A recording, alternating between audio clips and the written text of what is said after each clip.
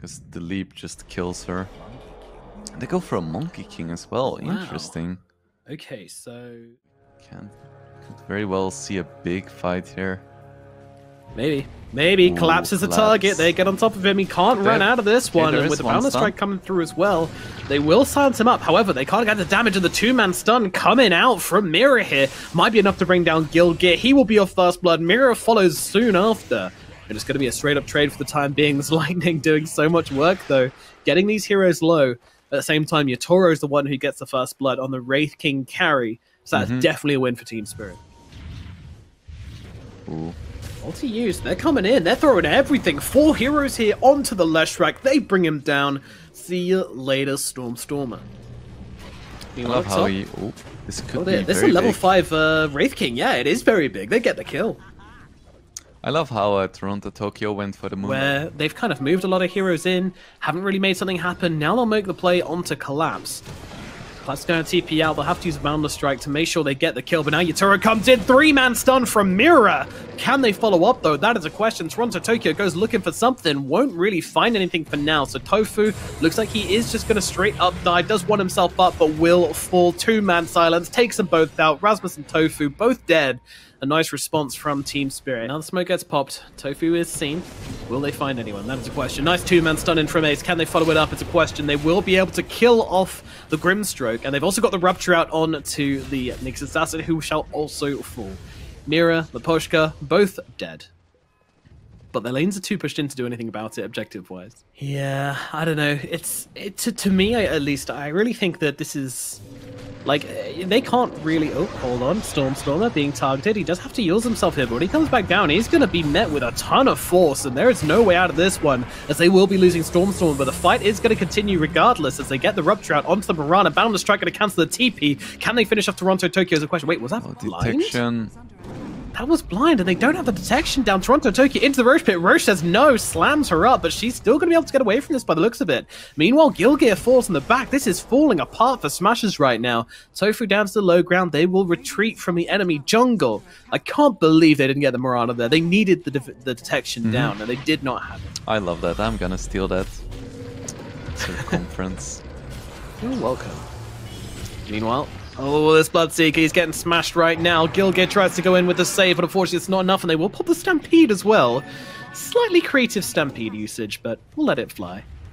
And also create a Blink. And now he's been hexed up. Doesn't get stamped, unfortunately, for Smashers. And now the double silence coming out onto the 2 supports. They'll have to back away. Ace, though, with a cheeky little arena. That's actually very nice, catching out both Poshka and Collapse, but they can't seem to finish the job. And actually, Yatoro, he's doing a fantastic job just turning around and fighting into Ace, and they bring him down. 2-man stomp in from Collapse as they take down Stormer as well. This fight is not going away. Smashers and Visitors, they lose 4 heroes, and it might be 5 as they bring down the Abaddon as well. Bloodseeker just respawning, but my goodness, what a disaster from the side of the Hellbear Smashers. And that arena is gone, like that threat is no longer on the map, and they can do what they want. Meanwhile, Mirana, might be losing her Aegis here. She is ruptured up, so no real way out of this one. Hoping they don't have detection again, but that hope is in vain, unfortunately. And now, well, they've got a lot here to deal with. The Mirana on a second life. She does get the leap away, and with a Stampede as well. This little sheep is running so fast. Run, little sheepy. It's actually going to get away. And now the rest of the team are in a lot of trouble as a cavalry comes sprinting into her rescue. You dare take our Aegis, we shall take your lives. Stormstorm with an optimistic TP. Not going to happen. 3 dead on the side of Hellbear Smashers. Not worth it. This is a clear example. There's still a chance right now. If this goes badly, there may be none. They found a great target here. If they can bring him down twice without the rest of the team making it in time, they are definitely going to be able to kill him the first time. 4 but it's taking some time. He's run himself out, and now they've just used the arena, and it's just sitting there doing absolutely nothing. BKB's pop from Stormer, but the Stampede just gets them away. Gilgear falls on the back even. They haven't actually gotten a kill yet, and they've lost their support, and now it's all going tits up. They need to find a way to turn this around. Collapse. He is being hammered down, but not before the Leshrac will fall, and they won't even lose a center. Oh my goodness. Toronto Tokyo doing it in style with the ultra kill, and that's all it takes. The GGs are dropped in game number 1. It goes to Team Spirit, leaving no doubt in anybody's mind who this first game belongs to. That was a stomp. Yep. Yep.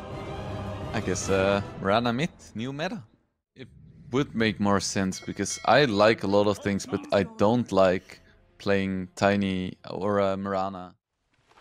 I think he can just run for a long time. I don't think the 2 stuns are straight up gonna kill him.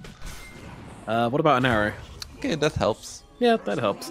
Down goes Gilgear. That'll be a first blood going to Toronto, Tokyo. And I mean, the comparison has to be made between how much Storm has been able to achieve and how much Toronto Tokyo has been able to achieve. But talking of which, they are actually making a play at top now onto this Centaur. But good lord, he is strong. He might take down Collapse. He has. Oh my god, he actually gets a kill. Stomp comes out, but will die to the Sandstorm at least. But wow, that is so worthwhile. A 1v3 where you still trade evenly. Yep. Yeah, away into the fight. Sure. Meanwhile, leashed together in the middle lane. Gilgear is very dead, and it looks like the Centaur's going to be following him to the grave. The Ace did turn up to this one. Thankfully, backed himself up, though. I think they should be able to keep this tower going, in fact. They might even turn into an aggressive play onto Yotoro with the supports nearby. Gilgear, he's going to try to do something about that beautiful toss into the boat to catch up the support. Yotoro is still alive for the time being. They need to finish him off, and they will do exactly that collapse with the 4-man call. But is it enough to actually turn this fight around? It is not. They have to run away. Yotoro, he's got to go down. Toronto Tokyo story goes down as he exits out onto Collapse, and he's going to be the next target. 4 heroes down on the side of Team Spirit. Team Tomato Smashers. Tofu's about to tank this gank pretty heavily, I feel. Although, that said, Stormstorm is riding on the front lines here. They're actually going to go straight forward onto the Tiny and try to take him out as the arrow connects as well. But Stormstormer is able to catch Yotoro on the back. Can't do much about it, really. And now he's looking for a new target, but in comes a Stampede, in comes a Moonlight Shadow. Ace, he's very much on the front lines here. This is brave. At the same time, Collapse doesn't really have the tankiness to actually make this call work. Sprint comes through, he's frozen up on the side, but look at this. Oh, PA will fall. Ace has gone, and it actually looks like Team Spirit are taking this one as they move forward onto Rasmus. Stun comes in from the Sand King to make sure he will go down. And that is going to be, this time, Team Spirit taking the victory. Wow, I mean, this series is crazy. Like, Hellbear Smashers just did this to Team Spirit, and now Team Spirit just do the same thing back. Yeah, his collapse in the trees. Now they will see him. They've got the vision on the high ground. Ace going to move across to Maposhka. See you later, Maposhka. Thanks for coming. Meanwhile, over on the side, oh, the jump away from Toronto Tokyo. Can they bring him down? Looks like they can. The Yules is out. It's only going to delay the inevitable, though, as they finish off the Sand King. Another hero dead. They find 2 pretty good from Hellbear Smashers. They take back control of their own jungle, and there is still a decent amount of armor. 16 armor on PA, you know, she should be able to. Oh my goodness, this is aggressive. Up onto the high ground with the toss back. BKB on Ace just trying to blow up Toronto Tokyo. Turns around, one-shots Maposhka. Goodbye. Nice. Now moving across the axe, the Blade Mill is out there, but Ace doesn't care. Just blows him up anyway. Yotoro needs to get away from this. The cold feet is out. Yotoro getting back will not get frozen. And Toronto Tokyo as well, just going in with the stun, going in with the arrows, could be in some trouble. Rasmus goes in with the stun, but the BKB's out from Yotoro in time. Can they blow up the PA? They can't do it. They don't have the damage. They don't have to get through the evasion.